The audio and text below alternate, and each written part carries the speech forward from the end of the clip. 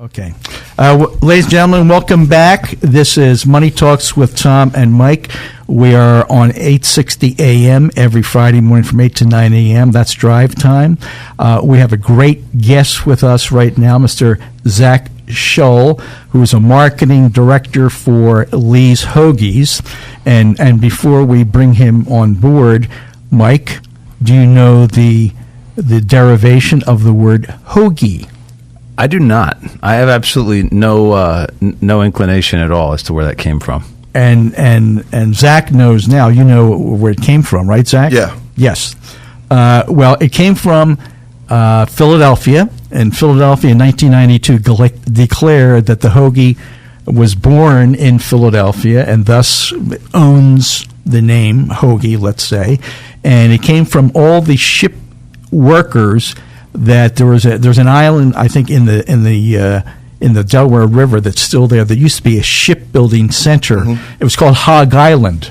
So all the workers there would show up with these sandwiches. Their wives would make big, long sandwiches, and so the Hog Island workers brought to work and thus named Hoagies.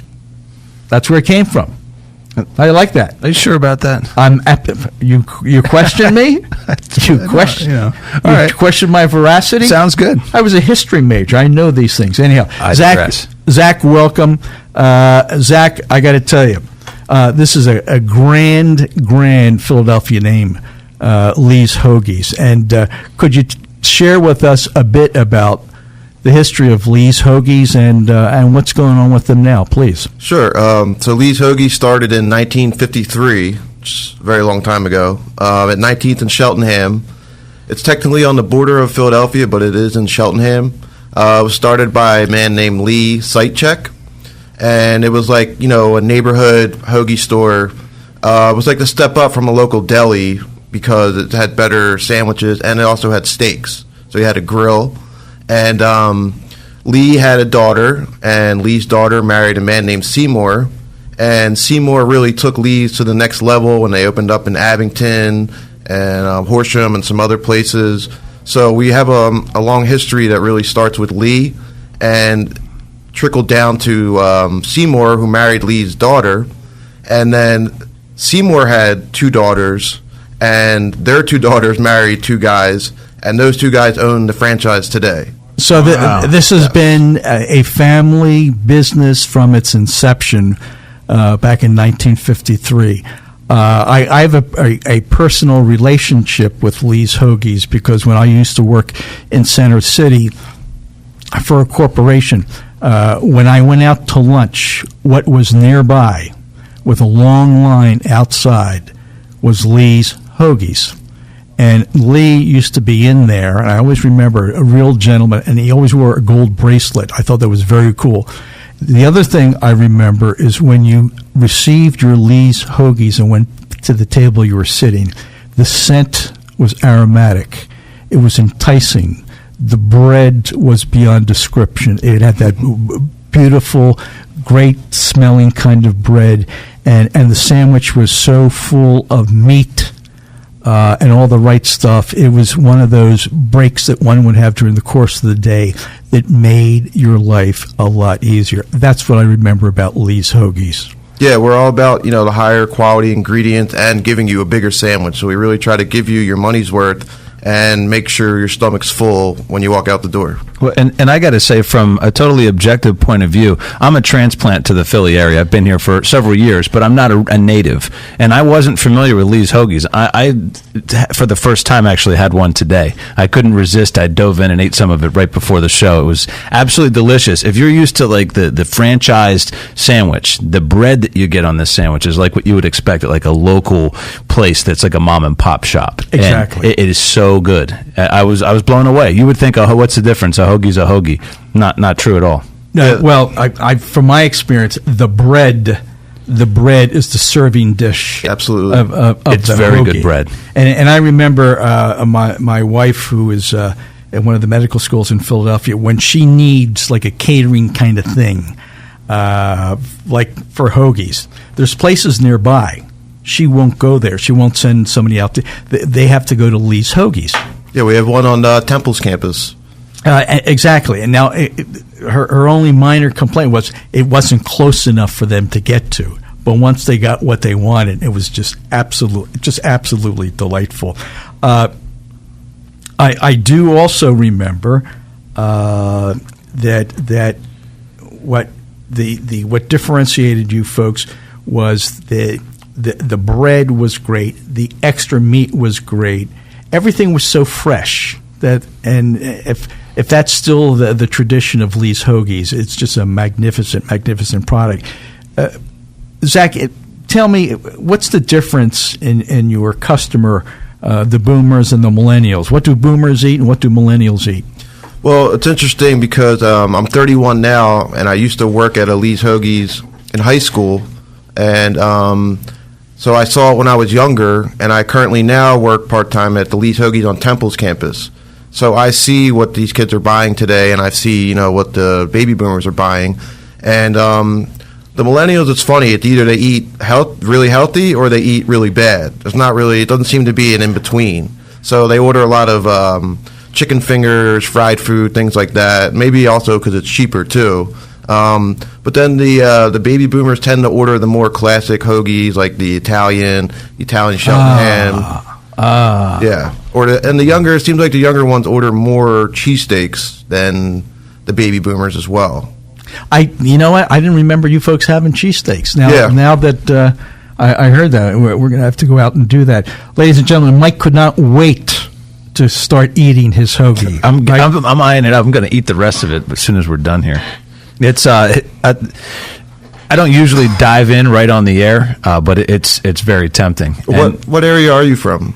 Well, so I grew up out in the boonies in south central Pennsylvania. I lived in Kansas for a little bit. Okay. So I've been all over the place, but not in the Philly area. And actually, when I moved to Pennsylvania when I was like in first grade, I'd never heard the term hoagie before. And they were Heroes, Subs, right, all that stuff. When I first got here, I was like, what are they talking? What is a hoagie? I remember hearing that in school. So I guess I've been educated today. What's funny is I was at a trade show on Sunday, and Jersey Mike's was there, and I was talking to the guy from Jersey Mike's. It was a trade show for franchises. Right. And he was saying they're having trouble infiltrating the Philly area and the Philly market because we don't like subs, we like hoagies. So they've actually been having trouble opening up. So I don't really know how many of them there are in the city, but it was just funny to hear that. Well, let me ask you in that regard. Tell us about the new business opportunity that exists with Lee's Hoagies for investors. Sure. So we originally started off as a licensing deal back in the 70s. Franchising wasn't as big as it is now. So we actually have 13, 14 stores that are licenses, and we just started franchising 3 years ago.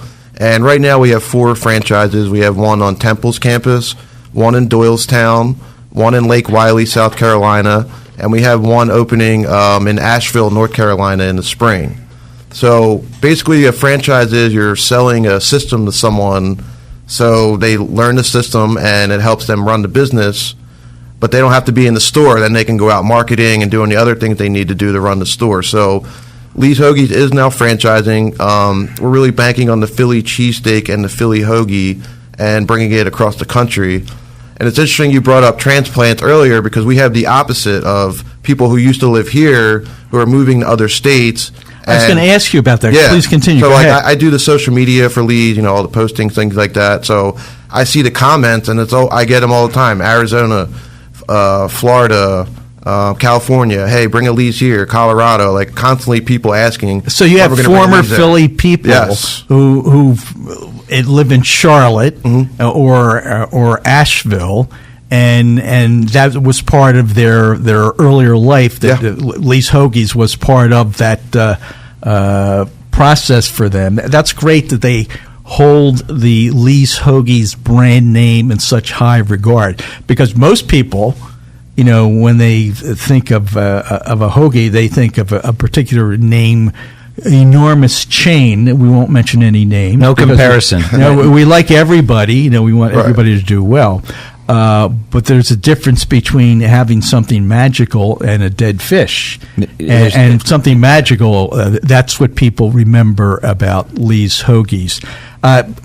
how do the owners of Lee's Hoagies, how do they envision the future of the company? Is it going to expand into something else? Is it going to be restaurants, or it's going to still be what it always has been, the best hoagie shop in the world? Yeah, it's going to be the best hoagie and cheesesteak shop. There, like you said, there's other people out there, but their quality, their history is not like ours. We really take pride in the quality of the food and the consistency. And the future is, having one in every state. I mean, like I said, we have transplants everywhere. There's a lot of, you go to California and they say they have a Philly cheesesteak on the menu, but they don't really have the real thing. So we're trying to bring the taste of Philadelphia to, the whole world.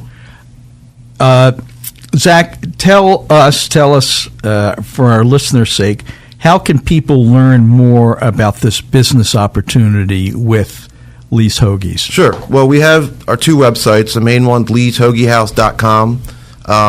If you're specifically interested in owning a Lee's, you could go to ownalees.com. That has all the information you need, and you can contact us through our website. And, check us out on social media too, Facebook, Twitter, Instagram. That'll really help you get a good look at the brand and the history and things like that.